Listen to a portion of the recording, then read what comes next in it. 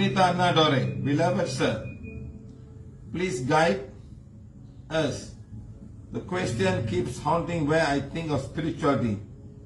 When the soul are the prime source, why do we need a body to balance our karma? Why don't the soul balance the karma in the soul without being born? Yes, you can be born and balance your karma. First of all, you got to elevate yourself from the body, the mind and the soul. Next, you go to different parts. That's why in Borobudur, you'll find a lot of things. They go like that. They call it karma duta, rupa duta and all. First of all, you got a body with all the desires. First of all, you got to get away from all the desires first, okay? Then you go the next step, you say body without desire. It's shown very well in Borobudur itself. First of all, at the bottom there is all desires. I want to have this, I want to have a sari, I want to do this, I want to go here. Too many desires. I want this, I want that. I want. Okay. Next, you start slowly letting go. You start letting go. Like for example, suddenly you're a non-vegetarian, and you said, okay, I'll be a non-vegetarian. So once you become a vegetarian, you lose a lot of desires. A lot. You let it go. And then you said, okay, I will only eat this. Then you come down again. So you lose. And then I will do something to help people. First of all, you remove all the desires and then start doing good. Next, you go to a point where you have a body but no desire. You're happy. You're happy as you are. Okay? Then you got no desire. Then you come to a point where you got no body, no desires. Then you become a soul. Then you become a spiritual guide, helpers and teachers to go out and do good things to enhance your karma even further. Then you go to the higher level and then finally you merge with God. That's how you go. First of all, we got to come to the bottom side and remove all our desires. That means whatever we have is just enough to sustain our life.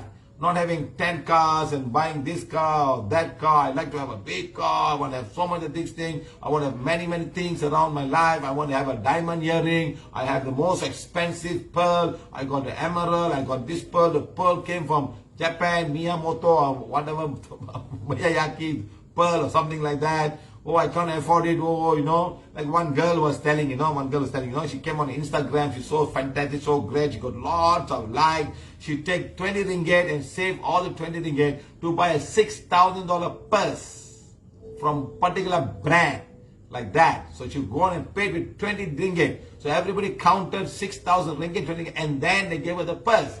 So it's a big thing. Wow. So the desire for having a purse for 6,000 ringgit. Some people spend money on clothes and some people money on earrings and jewelry and put all the facial makeup and so much and perfume, calling thousands of dollars of perfume.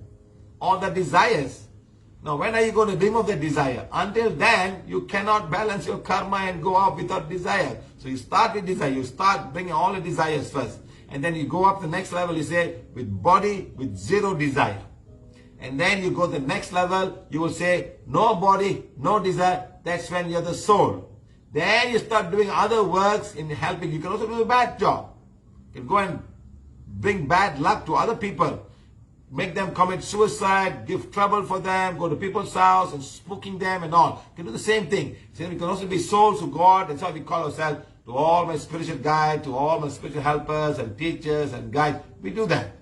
Like that, you can go to the next level, and at one point in time, you merge with the light. And then when the light will tell you a special project to go and do something. Your project is now to find something, to go and find something or to give something to Mother Earth, and you will come. But the problem is, when you come to human body, you lose everything, you start from scratch. But then you lose the focus. You become a bad man again with desires, and it's not easy. It's not easy, my friend. It's not easy to throw away desires, okay? So thank you very much for the question. I hope I answered the question. Of course, you can. But with the body, you can see people, you can talk to people, you can do. When you're a soul, you can't see people. You can't talk to them. You can't say, hey, do this, do that. You cannot. And even now, with this thing, it's so difficult to convince people. Lucky for the lockdown, they have got so much of workshops and so much of classes like that. No, even this little thing about trying to find out what's good for you will cost you money to learn. Yes, I can say you come for the class and I make you sign, you should not share this everybody, only you can learn and all. Lots of people outside are doing that. Lots and lots of yoga teachers and spiritual, you cannot, please take a sign, you cannot share with everybody. You know why? Because then they cannot make the money. PVH wants to give the poorest of the poorest. Imagine if everybody can find out what's good and what's bad for you just by doing the finger spleen test. PVH finger spleen test. And that's it. You'll be able to do and find out for yourself what is good and what's bad, and your life will change. Yes, guys.